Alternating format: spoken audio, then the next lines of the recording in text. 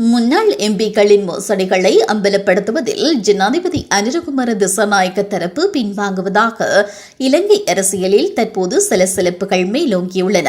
ஜனாதிபதி தேர்தல் காலப்பகுதியில் தேர்தல் பரப்புரை மேடைகளிலும் ஊடகங்கள் முன்பாகவும் அவர்கள் வழங்கிய வாக்குறுதிகளின் நடைமுறையானது மந்தநிலை கொண்டுள்ளதாக விமர்சனங்கள் எதிர்த்தரப்பில் இருந்தும் சமூக செயற்பாட்டாளர்கள் மத்தியிலும் அண்மை காலங்களில் வெளிவர ஆரம்பித்துள்ளன.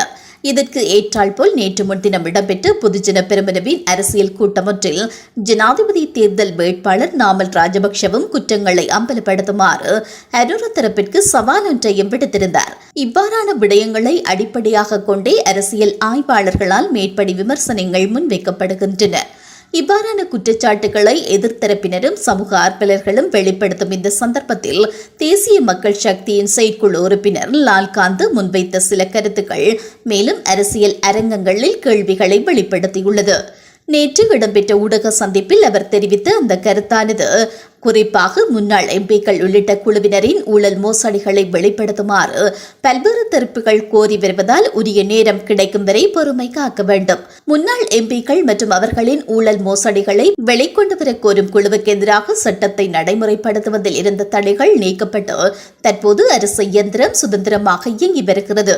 உள்ளூராட்சி சபை, மாகாண சபை, நாடாளுமன்றம் இல்லாத இந்த நாட்டில் 3 மக்கள் பிரதிநிதிகள் செயற்படுவதாகவும் ஊழல் மோசடி விசாரணை தொடர்பான தேசிய மக்கள் சக்தி அரசாங்கத்தின் அடிப்படை வேலை திட்டத்தை ஏற்கனவே முன்னெடுத்துள்ளது.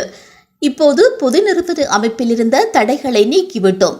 அந்த துறைகளிலும் புதிய அதிகாரிகள் நியமிக்கப்பட்டுள்ளனர். இதை இயக்குநர் குழு மிக சரியாக செய்து வருகின்றனர். சவால்கள் இன்னும் சில நாட்களில் உரிய இடத்தை பெறுவார்கள். இலங்கையில் முதன்முறையாக பார்த்தால் 3 மக்கள் பிரதிநிதிகளே உள்ளனர்.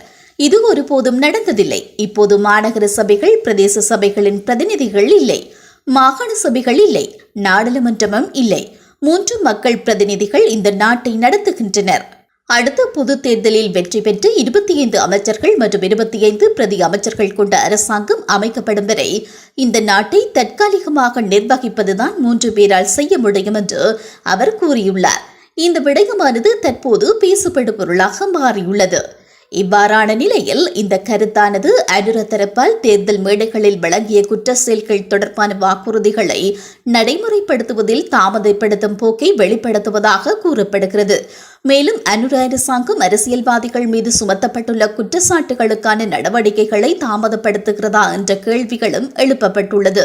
அனுர அரசாங்கமானது இலங்கையின் ஆட்சி பீடமேறி 10 நாட்களை கடந்துள்ள போதிலும் அரசியல்வாதிகளின் குற்ற செயல்கள் தொடர்பிலான வெளிப்பாடுகளை இதுவரை தாமதப்படுத்துவது ஏனென்றும் அரசியல் அவதானிகளும் ஊடகங்கள் பலவும் இவ்வாறான கேள்விகளை எழுப்பி வருகின்றமை குறிப்பிடத்தக்கது.